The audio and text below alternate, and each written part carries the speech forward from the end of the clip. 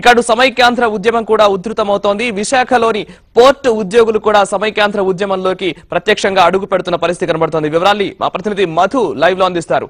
Madhu, port ఉద్యోగులు ఏమంటున్నారు?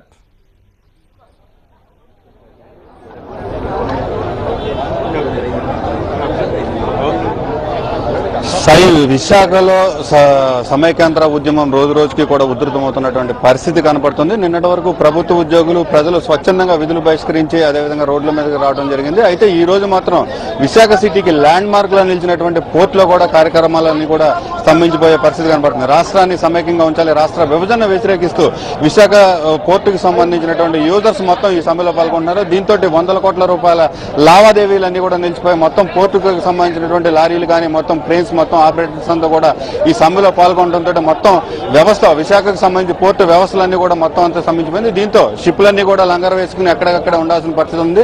దీంతో కోట్ల రూపాయల నష్టాన్ని కూడా ఇటు ఎగుమతిదారులు దిగుమతిదారులు చవిచూడాల్సిన పరిస్థితి కనపడుతుంది. ప్రస్తుతం విశాఖ పోర్టు దగ్గర కొంతమంది కార్మిక నేతలు ఉన్నారు, వాళ్ళని అడిగి తెలుసుకున్నాం. ఈ సమ్మె యొక్క ఉద్దేశం ఏంటి, ఎంతమంది కార్మికులు ఈ సమ్మెలో పాల్గొంటున్నారు, సమైక్యాంధ్రకు మద్దతు కానీ సార్ చెప్పండి, దీని ప్రధాన కారణం ఏంటి, ఎంతమంది కార్మికులు ఈ సమ్మెలో పాల్గొంటున్నారు ప్రస్తుతం?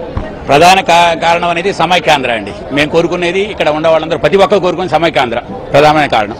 దీనికి సంబంధించి ఈ రోజు ఒక 10,000 మంది కార్మికులు పోర్టులో పనిచేసే కార్మికులు కానివ్వండి, బయట వేర్ హౌస్ లో పనిచేసే వాళ్ళు కానివ్వండి, రైల్వే సైడింగ్ లో కానివ్వండి, other warehouses and container freight station లో పనిచేసే వాళ్ళందరూ కానివ్వండి, పోర్టు మొత్తం అన్ని సెక్టార్లో ఇంక్లూడింగ్ ట్రాన్స్పోర్టేషన్ మీరు చూస్తూ ఉంటారు. మా ట్రాన్స్పోర్టేషన్ వెహికల్స్ అయిపోయినాయి. సుమారు ఒక 10,000 మంది దీనికి సంబంధించి ఈ రోజు మొత్తం సమ్మించి చేశాం. మా యొక్క ఉద్దేశం సమైక్యాంధ్ర. దీని గురించి అంటే ఎంత టన్ను వేజు ఆగిపోయి ఉంటుంది, లేకపోతే ఎంత నష్టం వాటిల్లే అవకాశం ఉంది? ఈ రోజు సుమారు ఒక 2 లక్షల నుంచి 3 లక్షల టన్నుల వరకు కార్గో హ్యాండ్లింగ్ అయిపోయిందండి. సుమారు 10 కోట్ల రూపాయల లాస్ ఉంటుందని చెప్పేసి మా యొక్క ఒపీనియన్ అండి. అంటే ఇంకా ఏం చెప్తాచుకున్నాను అంటే రాష్ట్ర విభజనకు సంబంధించి అంటే సెంట్రల్ గవర్నమెంట్ కి సంబంధించినటువంటి ఒక పోర్టుకు సంబంధించి కార్యక్రమాలకు బంద్ చేయడం వల్ల ఈ ఎఫెక్ట్ మొత్తం ఎక్కువగా కనపడుతుంది. అంటే కారణం ఏంటి? రాష్ట్ర విభజన అంశాల మీద ఏకాభిప్రాయం లేకపోవడం వల్ల రాష్ట్ర విభజన అంశాన్ని వ్యతిరేకిస్తున్నారు. ఫస్ట్ ఆఫ్ ఆల్ రాష్ట్ర విభజన వ్యతిరేకిస్తున్నామండి.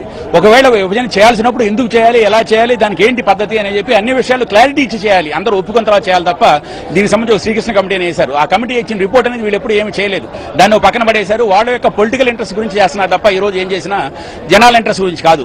ఈ రోజు రేపు వచ్చే ప్రాబ్లమ్స్ ఉన్నాయి, అనేక ప్రాబ్లమ్స్ ఉన్నాయి. లైక్ వాటర్ ఇవన్నీ డిస్ప్యూట్స్ ఉన్నాయండి. ఈ రోజు చూస్తున్నాం మహారాష్ట్ర వాళ్ళు పైనుంచి కిందకు ఒక డ్రాప్ వాటర్ వదలట్లేదు, కర్ణాటక వాళ్ళు ఒక డ్రాప్ వాటర్ వదలట్లేదు. అలాంటప్పుడు కింద ఉంది సీమాంధ్ర వాళ్ళు. మన పరిస్థితి ఏంటి? రేపు పొద్దున తెలంగాణ డ్యామ్ పైకి లేపుతాడు. ఈ రోజు మనకు వాటర్ ఉండదండి. ఈ రోజు ఈస్ట్ వెస్ట్ గోదావరి మీకు రైస్ బౌల్ ఆఫ్ ఆంధ్రప్రదేశ్. ఈ రైస్ బౌల్ ఆఫ్ ఆంధ్రప్రదేశ్ ఎలా అయిపోయిందో రేపు పొద్దున ఫ్యూచర్ లో మీరు ఊహించలేని పరిస్థితి తయారవుతుంది. అలాగే Vijayawada Krishna district and Guntur district ఈ రోజు కొంచెం రైతులు కనీసం పంటలు పడుతున్నారు. రేపు పొద్దున వాళ్ళకి వాటర్ ఉండదండి. ఇంకా పంటలు ఎక్కడి నుంచి వస్తాయి? కనుక ఈ యొక్క ప్రాబ్లమ్స్ లాంగ్ టర్మ్ లో ఉన్న ప్రాబ్లమ్స్. దీనికి సంబంధించి గవర్నమెంట్ ఒక ఒపీనియన్ క్లారిటీ అనేది ఇవ్వకుండా ఏదైతే మేము సమైక్యాంధ్ర డిసిషన్ తీసుకున్నాము, మీరు ఆంటోనీ కమిటీ వచ్చింది మీ ఒపీనియన్ చెప్పుకోండి అంటే చెప్పుకోవడానికి వాళ్ళు ఎవరండి? ఆంటోనీ కమిటీ ఎవరండి? అది ఒక పార్టీ సంబంధించిన కమిటీ. జనాల కోరుకుంది ఒక ప్రభుత్వ కమిటీ వస్తే జనాల వాళ్ళ యొక్క ఒపీనియన్ వాళ్ళు క్లియర్ చెబుతారు. వాళ్ళకుండా బాధ అనేది ఈ రోజు అనేది ఈ యొక్క సమైక్యాంధ్ర ఉద్యమం అనేది పల్లెటూరులోంచి ప్రతి ఒక్క మనసుల్లోంచి వస్తుంది తప్ప ఏ రాజకీయ నాయకులతో వచ్చింది కాదు. ఇది ఉద్యమం అనేది దానికి సంబంధించిన ఇంతమంది మనోభావాలు దెబ్బతిన్నాయి కాబట్టి దీని యొక్క అటెన్షన్ దీని కూడా ప్రాబ్లమ్స్ సార్ట్అవుట్ చేసి తర్వాత వాళ్ళు ఏం చేయదలుచున్నారో ఒక ఒపీనియన్ చెప్పాలండి. ఇక్కడ మరికొంతమంది రాజకీయ నాయకులు ఉన్నారు, వాళ్ళందరూ కూడా ఈ పోర్టు కార్మికులు చేస్తున్నటువంటి సమ్మెకు మద్దతు ప్రకటించారు.